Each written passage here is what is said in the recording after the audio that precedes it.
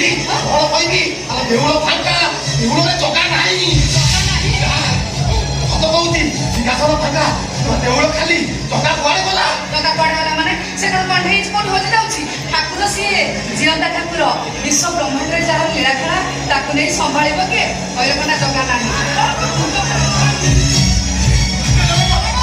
ଶୁଣୁ ଇଲୋ ସତ କହୁଛି ଇଲୋ ତୋ ଦେହ ଛୁଉଛି ମୋ ଆଖି ଛୁଉଛି ଦେଉଳ ଫାଙ୍କା ସିଂହାସନ ଖାଲି ଜଗା ନାହିଁ ଜଗା କୁଆଡେ ଗଲା ଜଗାକୁ କିଏ ଦେଲା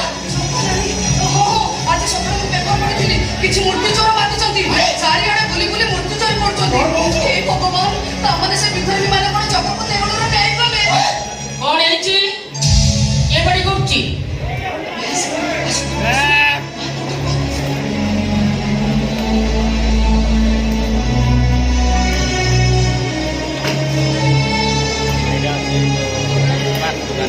ମା ସାଙ୍ଗରେ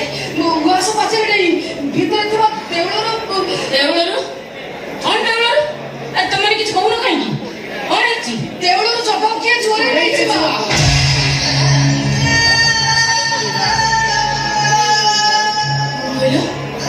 କଣ କହିଲ ତମେ ଦେଉଳରୁ ଜଗାକୁ କିଏ ନେଇଯାଇଛି ଆମ ସତ କହୁଛି ନା ମାନେ ଦେଉଳରେ ଜଗା ନାହିଁ ସତ କହୁଛି ମା ମିଛ ମିଛ ହଁ ମିଛ ତମେ ଯାହା ସବୁ କହୁଛ ସବୁ ମିଛ କହୁଛ ଏ ମା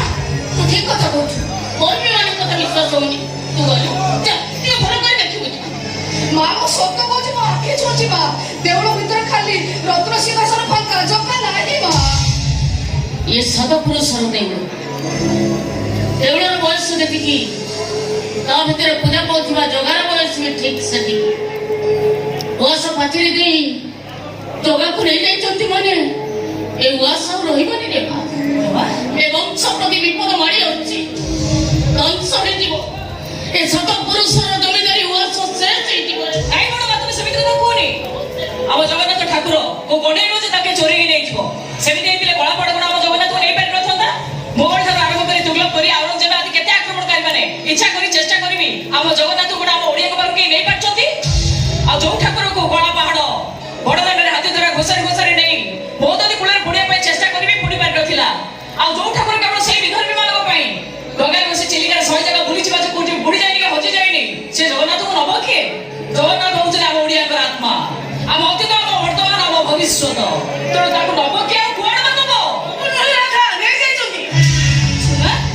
ଜଗନ୍ନାଥ ମୂର୍ତ୍ତି ନାହିଁ କହିଲୁ ଜଗା ନାହିଁ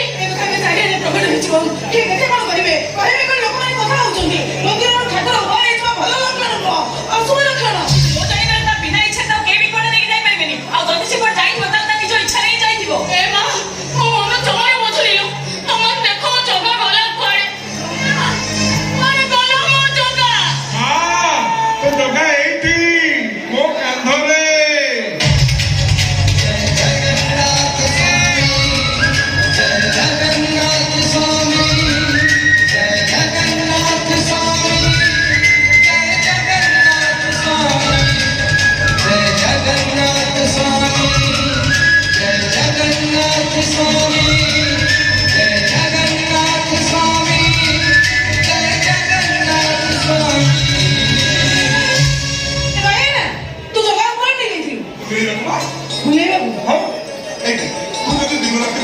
ବସିକି ରହିବୁ ତୋତେ କେମିତି ଲାଗିବ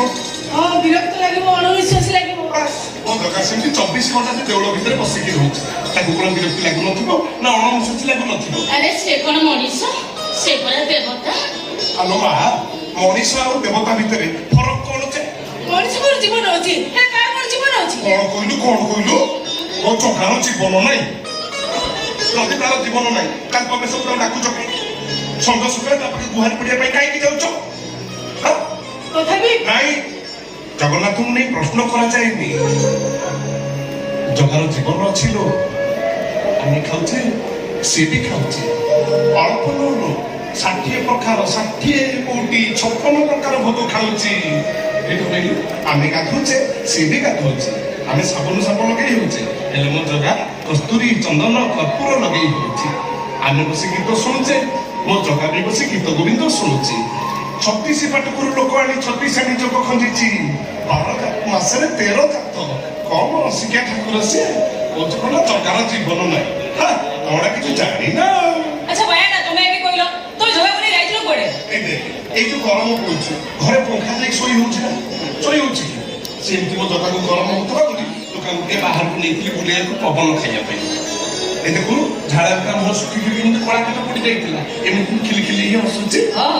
ଭାରି ଗୋରା ଟୋକାଟା ତ କଳା କାଠ ପଡି ଯାଇଥିଲା ଦେଖେ ବା ତା ରଙ୍ଗ ଅଧରର ରଙ୍ଗୀନ ହସକୁ ଟିକେ ଦେଖେ କଣ ବଣି ଠିକ କହିଲି ତ ଚାଲ ଚାଲ ଜଗା ଏବେ ତୋ ଜାଗାକୁ ଚାଲ ଜୟ ଜଗନ୍ନାଥ